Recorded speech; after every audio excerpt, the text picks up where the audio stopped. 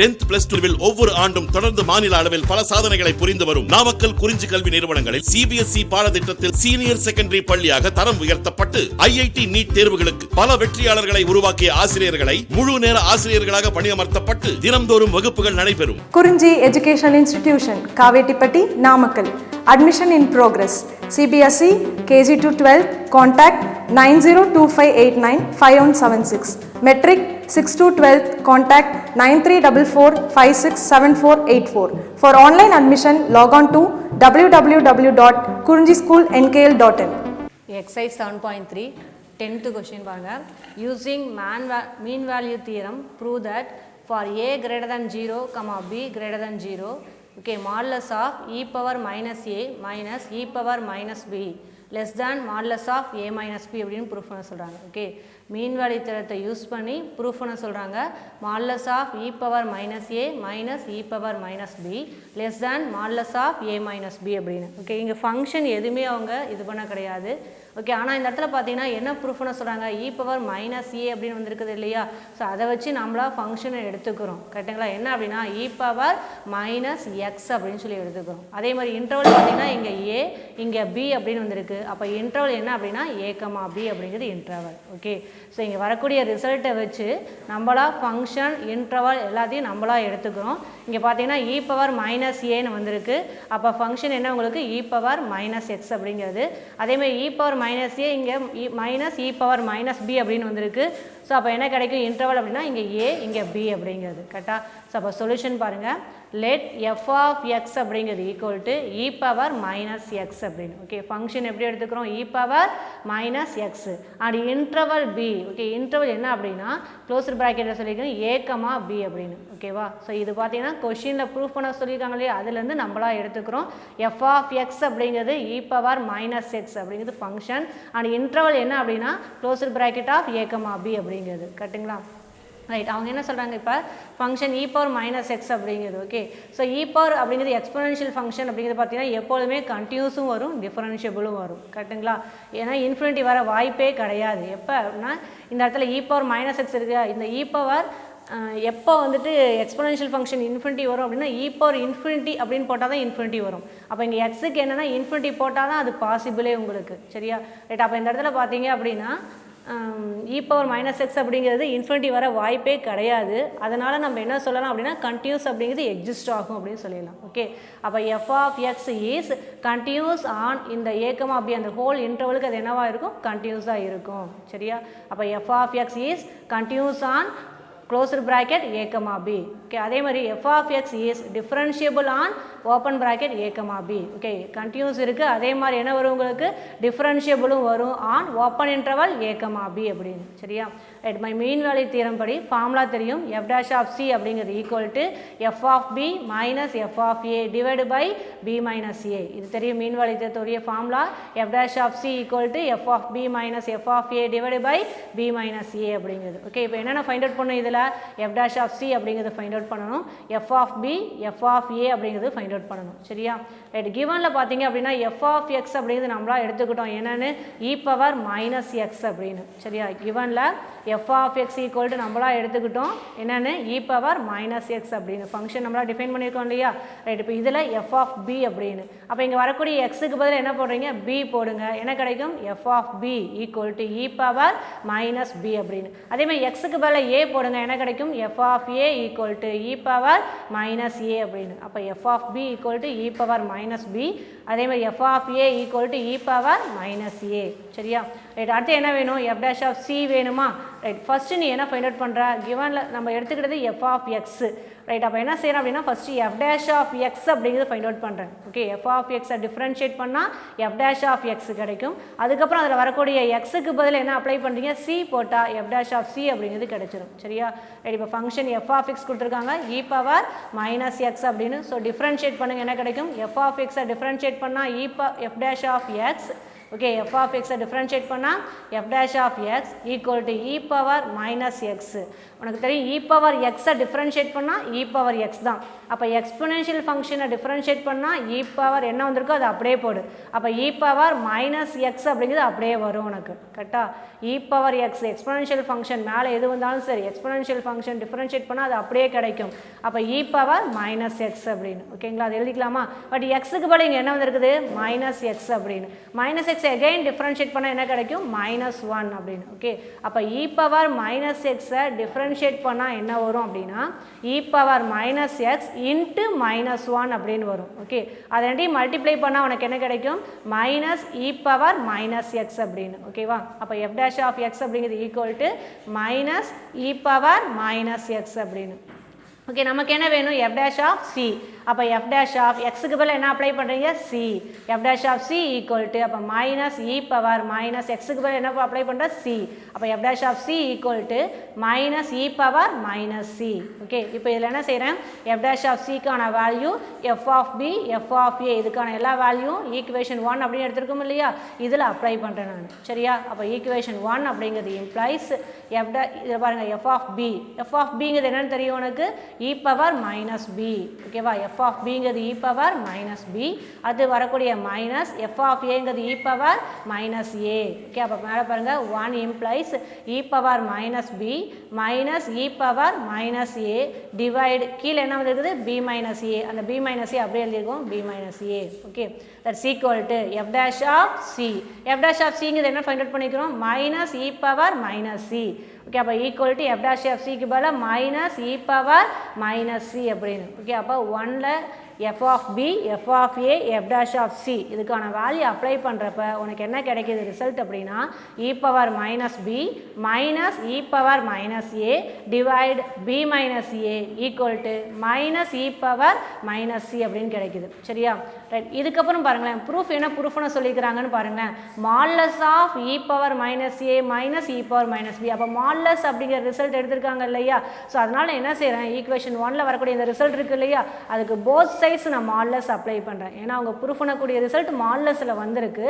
So அதனால் நான் என்ன செய்கிறேன் அப்படின்னா இந்த ரெண்டு ரிசல்ட் ஈக்குவல் சிம்பிள் வந்திருக்கனால எதை செஞ்சாலும் போத் சைட் செய்யணும். அப்போ போத் சைட்ஸ் நான் என்ன அப்ளை பண்ணுறேன் அப்படின்னா மாட்லஸ் அப்ளை பண்ணுறேன். ஓகே அப்போ modulus of e power minus b minus e power minus a divide by b minus a equal to modulus of e power okay modulus of minus e power minus c கரெக்டாக.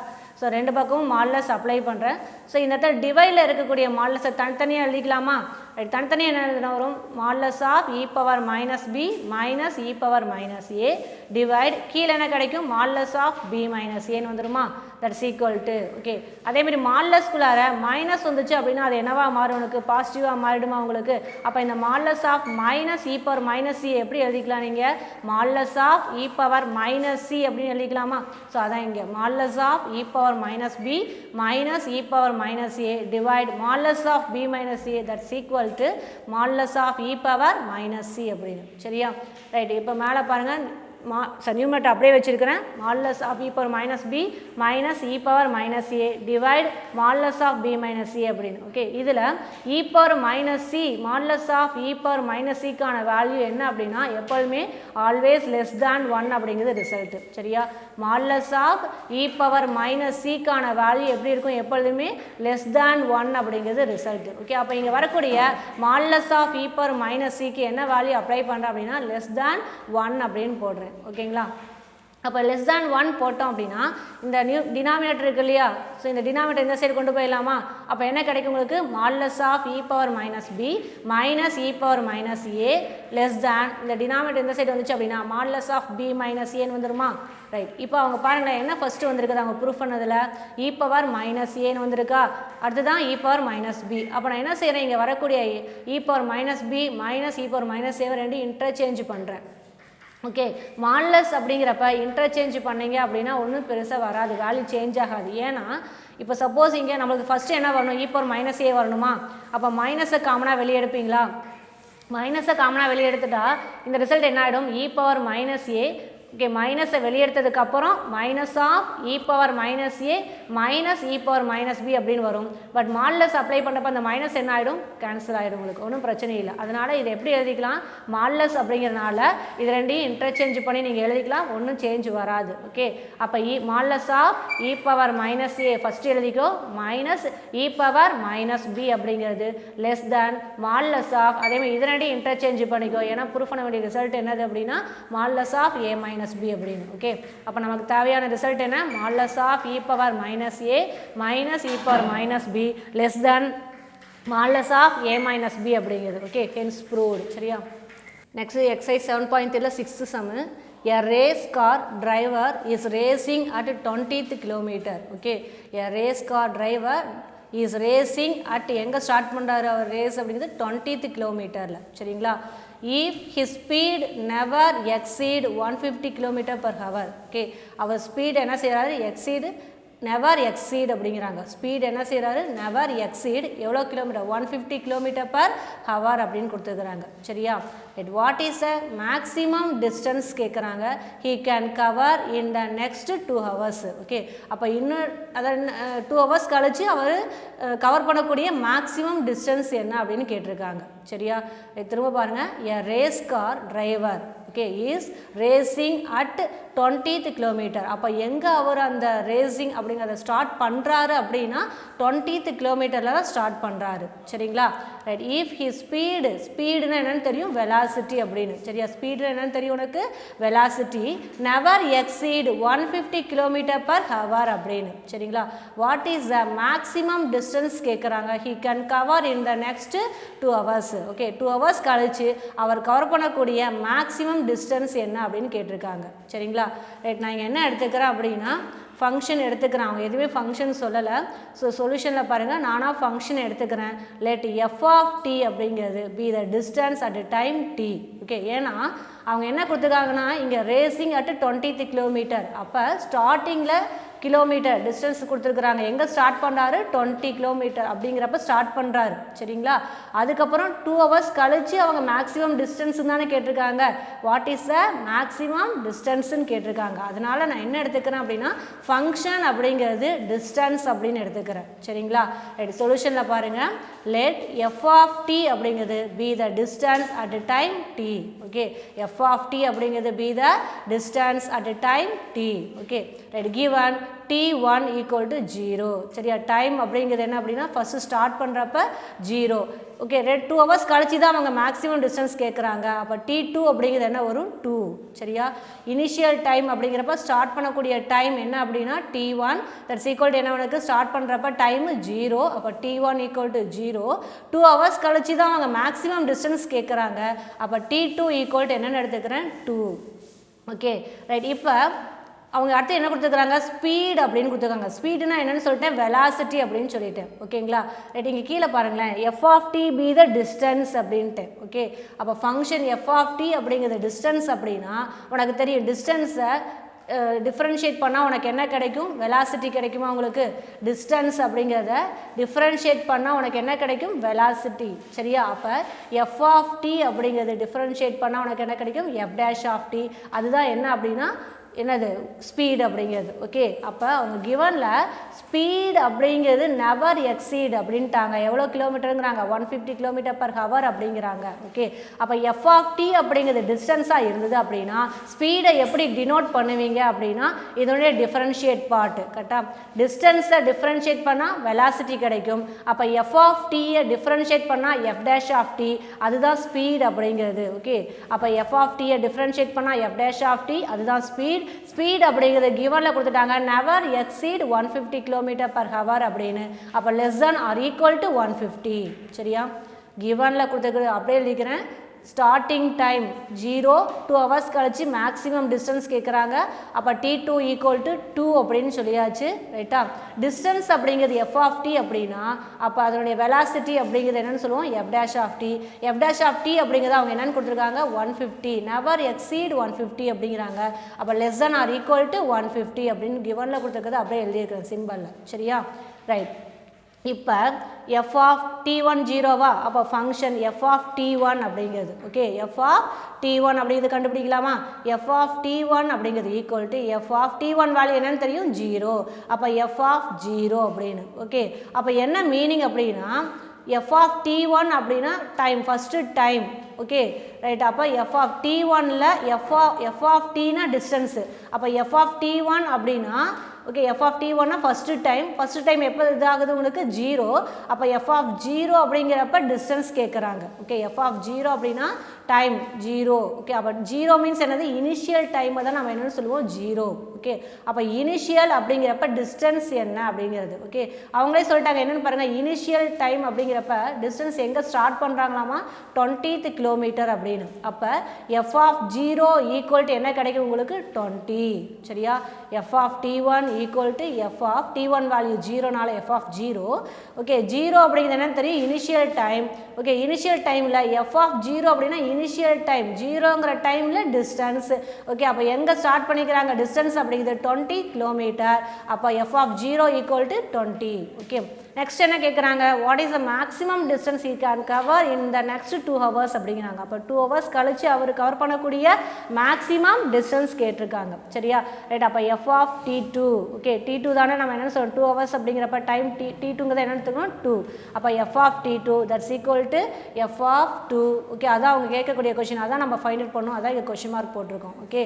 F of t2 equal to f of 2 இதோட value தான் நம்ம கண்டுபிடிக்கணும், அதான் இந்த இடத்துல என்ன போட்டிருக்கேன் கொஷின் மார்க் போட்டிருக்கோம் நம்ம சரிங்களா ரைட். இப்போ ஃபஸ்ட்டு பாருங்கள், f of t is continuous on okay. Continuous on உனக்கு தெரியும் இங்கே என்ன ஸ்டார்ட் ஆகுது 20 கிலோமீட்டரில் ஸ்டார்ட் ஆகுது உங்களுக்கு, அப்படியே உனக்கு போயிட்டே இருக்குதுன்னு சொல்லியிருக்கிறாங்க, எங்கேயும் என்ன ஆகலை உங்களுக்கு ஸ்டாப் ஆகலை சரியா. அப்போ 2 hours கழிச்சு எவ்வளோ டிஸ்டன்ஸ் அப்படின்னு தானே கேட்குறாங்க. அப்போ அந்த இடத்துல எங்கேயோ ஸ்டாப்புங்கிற வேர்டு பார்த்தா இல்லவே இல்லை.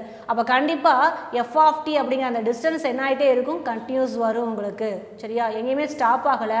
அதனால் என்னன்னு சொல்லிட்டேன், f of t is continuous on time 0லையும் அதேமாதிரி 2 hours வரைக்குமே அது என்னாக கிடையாது, எங்கேயுமே ஸ்டாப் ஆகலை. அப்போ F of t is continuous on closed interval 0,2 சரியா.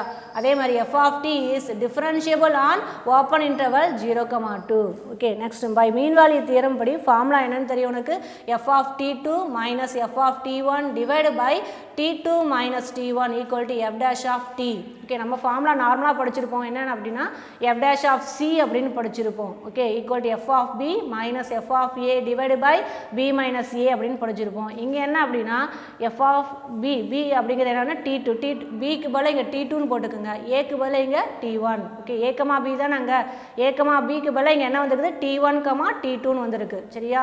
அப்போ F of t2 minus F of t1 divide by t2 minus t1 that's equal to f dash of D அப்படிங்கிறது okay right. F of t2 அப்படின்னா என்னென்னு பார்த்தோம் நம்ம F of 2 அப்படின்னு.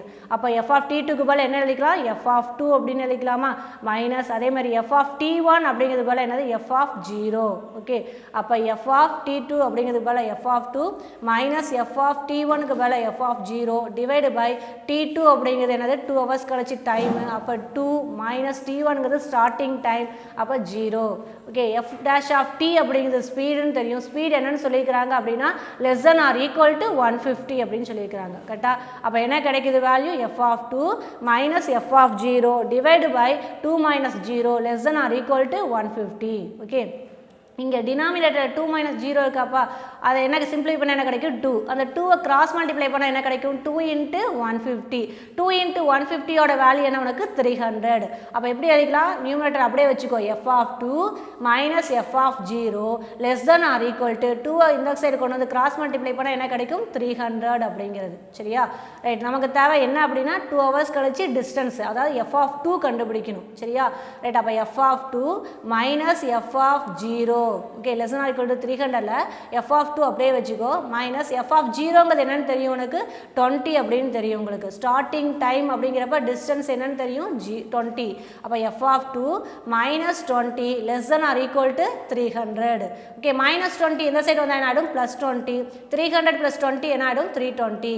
அப்போ F of 2 அப்படிங்கிறது less than or equal to 320 சரியா. அப்போ என்ன உங்களுக்கு அப்படின்னா less than or equal to வந்துருச்சா, அப்போ என்னது 320 இல்லைன்னா 320 விட கண்டிப்பாக என்ன இருக்கும் 2 ஹவர்ஸ் கழிச்சு டிஸ்டன்ஸ் பார்த்தீங்க அப்படின்னா 320 இருக்கும், இல்லை அப்படின்னா 320 விட கம்மியாக இருக்கும். அப்போ மேக்ஸிமம் டிஸ்டன்ஸ் அப்படிங்கிறது என்ன சொல்லுவீங்க அப்படின்னா 320 அப்படிங்கிறது. சரியா? அப்போ the maximum distance he can cover in next 2 hours is 320 kilometer அப்படிங்கிறது. சரியா? maximum distance he can cover in next 2 hours. 2 hours கழிச்சு அவர் கவர் பண்ணக்கூடிய maximum distance அப்படிங்கிறது என்ன அப்படின்னா 320 kilometer அப்படிங்கிறது. கரெக்டுங்களா?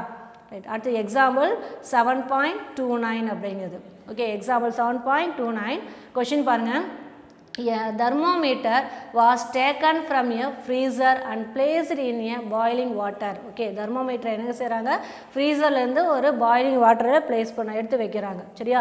It took 22 seconds for the thermometer to rise from -100 degree Celsius to 100 degree Celsius அப்படிங்கிறாங்க. ஓகே, அப்போ என்ன அப்படின்னா, ஸோ எடுத்து வச்சு பாயிலிங் வாட்டரில் எடுத்து வச்சுறீங்க. நீங்கள் வச்சதுக்கப்புறம் அங்கே டெம்பரேச்சர் என்ன ஆகுது அப்படின்னா ரைஸ் ஆகுது. ஓகே, ஸோ அந்த வாட்டரில் வச்சதுக்கப்புறம் டெம்பரேச்சர் என்ன ஆகுது, ரைஸ் ஆகுது. ஓகே, அப்போ ஸ்டார்டிங்கில் டெம்பரேச்சர் என்ன அப்படின்னா -10 டிகிரி செல்சியஸ். ஓகே, ஸ்டார்டிங்கில் டெம்பரேச்சர் என்ன உங்களுக்கு -10 டிகிரி செல்சியஸ். 22 செகண்ட்ஸ் கழிச்சு நீங்கள் டெம்பரேச்சர் செக் பண்ணுறீங்க, என்ன வருது அப்படின்னா 100 டிகிரி செல்சியஸ் அப்படின்னு. ஓகே, அப்போ it took 22 seconds for the thermometer to rise from -100 degree Celsius to 100 degree Celsius. அப்போ டைம் 0 அப்படிங்கிறப்ப -10 டிகிரி செல்சியஸ். 22 செகண்ட்ஸ் கழிச்சு உனக்கு டெம்பரேச்சர் என்ன வருது 100 degree Celsius அப்படிங்கிறது. Okay, next show that the rate of change of temperature at some time T is 5 degree Celsius per second. Okay, அவங்க ப்ரூஃப்னு சொல்கிறாங்க என்னென்னா ரேட் ஆஃப் சேஞ்ச் ஆஃப் டெம்பரேச்சருக்கான ரேட் ஆஃப் சேஞ்ச் அப்படிங்கிறது என்னென்னு ப்ரூஃப்னு சொல்கிறாங்க 5 டிகிரி செல்சியஸ் பர் செகண்ட் அப்படின்னு ப்ரூஃப்னு சொல்கிறாங்க. ஓகே, அப்போ நான் என்ன எடுத்துக்கிறேன் அப்படின்னா கிவனில் வரக்கூடியது ஃபங்க்ஷன் என்ன எடுத்துக்கிறேன் அப்படின்னா டெம்பரேச்சர் அப்படின்னு எடுத்துக்கிறேன். ஏன்னா டெம்பரேச்சர் தான் என்ன ஆகுது அப்படின்னா ரைஸ் ஆகுது -10 டிகிரி செல்சியஸ்லேருந்து 100 டிகிரி. அப்போ ஃபங்க்ஷனை நான் டிஃபைன் பண்ணிக்கிறேன் என்ன அப்படின்னா f(t) அப்படின்னு டிஃபைன் பண்ணிக்கிறேன் டெம்பரேச்சர் அப்படின்னு. ஓகே, அவங்க கேட்குறது rate of change of temperature. Rate of change of temperature means என்ன உங்களுக்கு f(t)ங்கிறது ஃபங்க்ஷனாக இருந்துச்சு அப்படின்னா rate of change of temperature அப்படிங்கிறது f'(t). கரெக்டா? f(t)ங்கிறது டெம்பரேச்சருக்குரிய ஃபங்க்ஷனாக இருந்துச்சுன்னா rate of change of temperature அப்படிங்கிறது f'(t). ஓகே, அப்போ f'(t) அப்படிங்கிறது என்னென்னு ப்ரூஃப் பண்ணணும் 5 டிகிரி செல்சியஸ் பர் செகண்ட் அப்படின்னு ப்ரூஃப் பண்ணணும். ஓகே, ஸோ சொல்யூஷனை பாருங்கள். let f(t) be the temperature at time t. Okay, f(t)ங்கிறது டெம்பரேச்சர் அட் டைம் tங்கிற டைமில் டெம்பரேச்சர் அப்படின்னு எடுத்துக்கிறேன். ஓகேங்களா? given t1 = 0. ஓகே, என்ன அப்படின்னா ஃபர்ஸ்ட் டைம் இனிஷியல் டைம் எடுத்துக்கணும். நம்ம இனிஷியலாக டைம் என்ன உங்களுக்கு இங்கே பாருங்கள், it took 22 செகண்ட்ஸு. ஓகே, அப்போ ஸ்டார்டிங்கில் டைம் என்ன 0ங்கிற டைமில் உனக்கு டெம்பரேச்சர் என்ன உங்களுக்கு -10 டிகிரி செல்சியஸ். 22 செகண்ட்ஸ் அப்படி கழிச்சா 100 டிகிரி. ஓகே, அப்போ t1 அப்படிங்கிறது என்ன உனக்கு ஸ்டார்டிங் டைம் என்ன வரும் உங்களுக்கு 0. அப்போ t1 = 0. t2 அப்படிங்கிறது 22 செகண்ட்ஸ் கழிச்சு அவங்க டெம்பரேச்சர் கொடுத்துருக்குறாங்க. அப்போ t2 = என்ன உங்களுக்கு 22. சரியா? t1ங்கிறது 0, t2 அப்படிங்கிறது 22 அப்படின்னு. ஓகே, அடுத்து f(t1) = f(t1) என்னன்னு தெரியும் 0. அப்போ f(0). அப்போ ஸ்டார்டிங்கில் டெம்பரேச்சர் அப்படிங்கிறது f(0) மீன்ஸ் ஸ்டார்டிங் டைமில் டெம்பரேச்சர் அப்படிங்கிறது -10 டிகிரி செல்சியஸ். அதனால தான் இங்கே ஈக்குவல் டு -10 போட்டிருக்கோம். சரியா? f(t1) = f(0) that's equal to -10 அப்படின்னு போட்டிருக்கோம். சரியா? அடுத்து f(t2) = f(t2) அப்படிங்கிறது என்னன்னு தெரியும் உனக்கு 22. அப்போ f(22) 22 செகண்ட்ஸில் f(22) மீன்ஸ் என்ன உனக்கு 22 செகண்ட்ஸில் டெம்பரேச்சர். ஓகே, 22 செகண்ட்ஸில் டெம்பரேச்சர் அப்படிங்கிறது 100 டிகிரி செல்சியஸ். அதனால ஈக்குவல் என்ன போட்டிருக்கேன் 100 அப்படின்னு. ஓகே, அப்போ f(t1) அப்படிங்கிறது f(0)க்கு ஈக்குவல் தட்ஸ் ஈக்குவல் டு -10. அதே மாதிரி f(t2) = f(22) that's equal to 100 அப்படிங்கிறது. Okay, right. இதில் பார்த்தீங்கன்னா டெம்பரேச்சர் எங்கேயுமே ஸ்டாப் ஆகலை, கண்டினியூஸாக போயிட்டே இருக்குது. ஸோ அதனால் f(t) அப்படிங்கிறது இஸ் கண்டினியூஸ் ஆன். ஓகே, 0ங்கிற டைம் ஸ்டார்டிங் டைம் 0, 22 செகண்ட்ஸ் கழிச்சு கொடுத்துருக்கனால அப்போ இன்டர்வல் எப்படி எழுதிக்கிறேன் 0,22. ஓகே, கண்டினியூஸ் அப்படிங்கிறனால க்ளோஸ்டு ப்ராக்கெட் போட்டிருக்கோம் நம்ம 0,22 அப்படின்னு. ஓகே, அதே மாதிரி second point f(t) is differentiable on open interval 0,22 அப்படிங்கிறது. Okay, by the mean value theorem படி ஃபார்முலா உனக்கு தெரியும் f'(t) = ஓகே ஃபார்முலா படிச்சிருப்போம் f'(c) = f(b - f(a) divided by b - a அப்படின்னு. ஸோ இங்கே என்ன கிடைக்கும் அப்படின்னா a அப்படிங்கிறது t1, bங்கிறது t2 அப்படின்னு எடுத்துக்கிறோம். சரியா? ஏங்கிறது T1 Bங்கிறது T2. அப்போ ஃபார்முலா எப்படி எழுதலாம் நீங்கள் அப்படின்னா இங்கே ஃபங்க்ஷன் f of t. அப்போ எப்படி வரும் இந்த இடத்துல f dash of t. கரெக்டாக function f of tனால f dash of t equal to f of t2 minus f of t1 divided by t2 minus t1 அப்படிங்கிறது. சரியா, நமக்கு என்ன அப்படின்னா f dash of t அப்படிங்கிறதா என்னென்னு ப்ரூஃப் பண்ணணும். 5 degree Celsius அப்படின்னு ப்ரூஃப் பண்ண சொல்லியிருக்கிறாங்க. சரியா, அப்போ rate of change of temperature அப்படிங்கிறது என்ன உனக்கு 5 degree Celsiusன்னு ப்ரூஃப் பண்ணணும். ஸோ அப்போ வேல்யூ அப்ளை பண்ணுறேன். f of t2 okay, f of t2 அப்படின்னு என்னன்னு தெரியும், f of 22 minus f of t1 அப்படின்னா f of 0 டிவைடு பை t2ங்கிறது 22 மைனஸ் t1ங்கிறது 0. அப்போ 22 மைனஸ் 0. ஓகே, இதில் f of 22க்கான வேல்யூ என்னன்னு தெரியும் 100. அப்போ 100 மைனஸ் போட்டுக்கோ. f of 0 அப்படிங்கிறதுக்கு வேல்யூ மேலே பாருங்கள் மைனஸ் 10. ஸோ அப்போ மைனஸ் இன்ட்டு மைனஸ் என்ன ஆகிடும் ப்ளஸ்ன்னு வந்து நிற்கும். ஓகே, அப்போ 100 ப்ளஸ் 10 டிவைடு பை 22 மைனஸ் 0 என்ன ஆகிடும் 22. அப்படியே ஆட் பண்ணலாமா, சிம்பிளை பண்ண என்ன கிடைக்கும் 110 டிவைடு பை 22. 110 22ஆல் டிவைட் பண்ண எத்தனை டைம் வரும் உனக்கு 5 டைம்ஸ் வரும். அப்போ f dash of t அப்படிங்கிறது என்ன கிடைக்குது உனக்கு 5 degree Celsius per second அப்படின்னு கிடைக்குது. சரியா, நம்ம என்ன எடுத்துக்கிட்டோம் அப்படின்னா function f of t temperature அப்படிங்கிறது ஃபங்க்ஷன். சரியா, f of t டெம்பரேச்சருக்குரிய ஃபங்க்ஷன் f of t. அப்போ rate of change of temperature அப்படின்னா இதில் வரக்கூடிய ரேட் ஆஃப் சேஞ்ச் என்ன தெரியும் டிஃப்ரென்ஷியேட். அப்போ f dash of t, f dash of t அப்படிங்கிறத அவங்க ப்ரூஃப் பண்ண சொல்லிக்கிறாங்க என்னென்னு 5 degree Celsius per second அப்படின்னு. அப்போ rate of change of temperature அப்படிங்கிறது f dash of t that's equal to 5 degree Celsius per second அப்படின்னு ப்ரூஃப் பண்ணி. Example 7.26 A truck travels on a toll road with a speed limit of 80 km per hour. Okay, ஸ்பீடோட limit கொடுத்துருக்குறாங்க. Okay, அந்த toll ரோடில் அந்த ரோட்டில் எவ்வளோ ஸ்பீடில் தான் போகணும் அப்படின்னா 80 km per hour. 1 ஹவருக்கு 80 km ஸ்பீடில் தான் அங்கே போயாகணும். சரி, அதுதான் கண்டிஷன் அங்கே. Okay, the truck completes a 164 km journey in 2 hours. Okay, அப்போ ட்ரக் என்ன பண்ணுது கம்ப்ளீட் பண்ணுது. ஓகே, ஜேர்னி இன் 2 ஹவர்ஸில் எவ்வளோ கிலோமீட்டர் அப்படின்னா 164 கிலோமீட்டர்ஸ் அப்படிங்கிறாங்க. சரியா, 2 ஹவர்ஸில் ட்ரக்கை கம்ப்ளீட் பண்ணக்கூடிய டிஸ்டன்ஸ் என்ன அப்படின்னா 164 அப்படின்னு. Okay, at the end of the toll road the trucker is issued with a speed violation notice. Okay, speed violation notice அப்படின்னா ஸ்பீடு என்ன செஞ்சுருக்கிறார் அவர் ஒரு ஸ்பீடை வந்துட்டு அதிகப்படுத்தி இருக்கிறாரு. ஓகே, நார்மலாக அந்த ரோட்டில் டோல் ரோட்டில் எவ்வளோ ஸ்பீடில் போகணும் உனக்கு அப்படின்னா 80 km ஸ்பீடில் தான் போகணும் 1 ஹவருக்கு.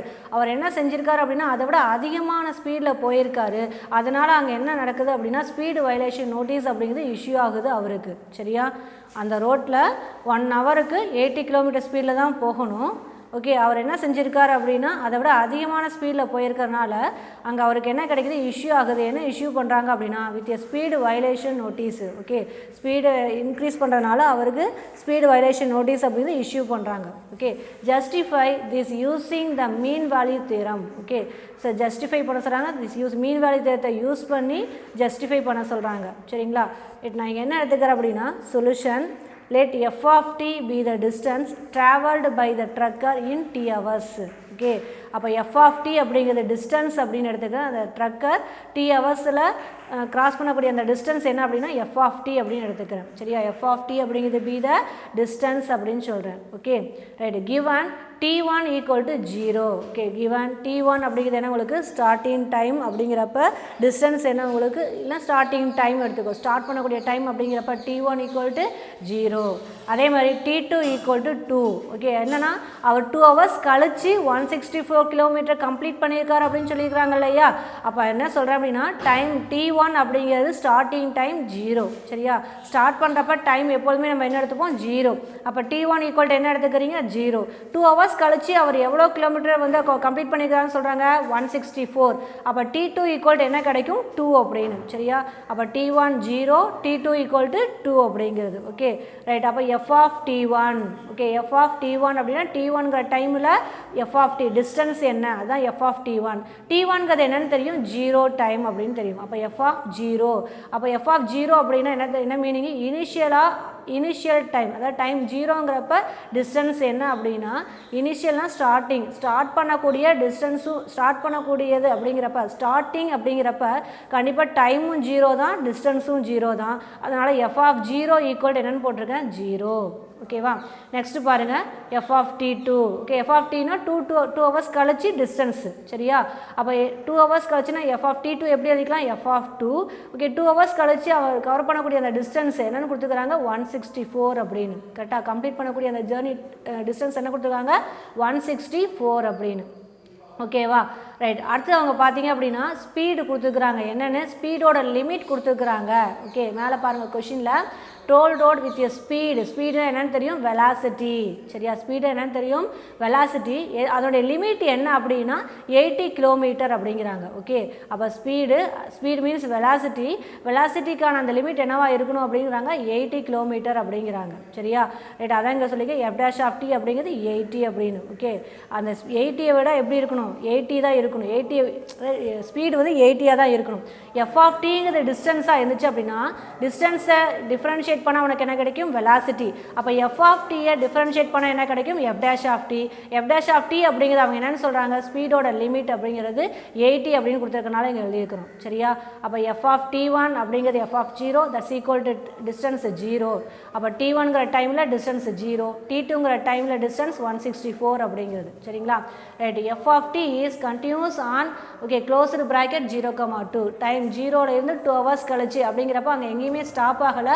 அப்போ எஃப் ஆஃப் டி அப்படிங்கிற அந்த டிஸ்டன்ஸ் என்ன ஆகுது கண்டினியூ ஆகிட்டே இருக்குது on closed bracket 0,2. Okay, second point f of t is differentiable on open interval 0,2. Okay, continuous on closed bracket 0,2 அதேமாதிரி differentiable on open bracket 0,2. Okay, by the mean value theorem படி உனக்கு formula தெரியும். என்ன mean value தியரத்துக்குரிய formula f dash of c அப்படிங்கிறது equal to f of b minus F of a divide by b minus a அப்படிங்கிறது. Okay, இந்த இடத்துல ஏக்கு பதில் T1 பிக்கு பதில் என்ன போடுறீங்க T2 அப்படின்னு.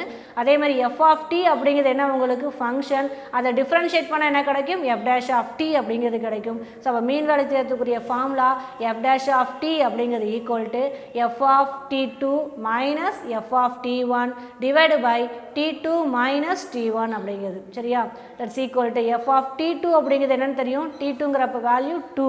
அப்போ F of T2 minus F of T1 value 0. அப்போ F of 0 divide by T2 value 2 minus T1 value 0. அப்போ 2 மைனஸ் 0 அப்படிங்கிறது. Okay, right. அப்போ எஃப் ஆஃப் 2 ஓகே 2 ஹவர்ஸ் கழிச்சு டிஸ்டன்ஸ் எஃப் ஆஃப் 2 அப்படின்னா எஃப்ங்கிறது டிஸ்டன்ஸ். 2 ஹவர்ஸ் கழிச்சு டிஸ்டன்ஸ் என்னன்னு சொல்லிக்கிறாங்க அவங்க கவர் பண்ணக்கூடிய டிஸ்டன்ஸ் 164. எஃப் ஆஃப் 2 அப்படிங்கிறது 164 மைனஸ் எஃப் ஆஃப் 0 அப்படிங்கிறது 0 டிவைடு பை 2 மைனஸ் 0. ஓகே, சிம்பிளை பண்ணலாமா 164 டிவைடு பை 2 அப்படின்னு சொல்லி கிடைக்குமா.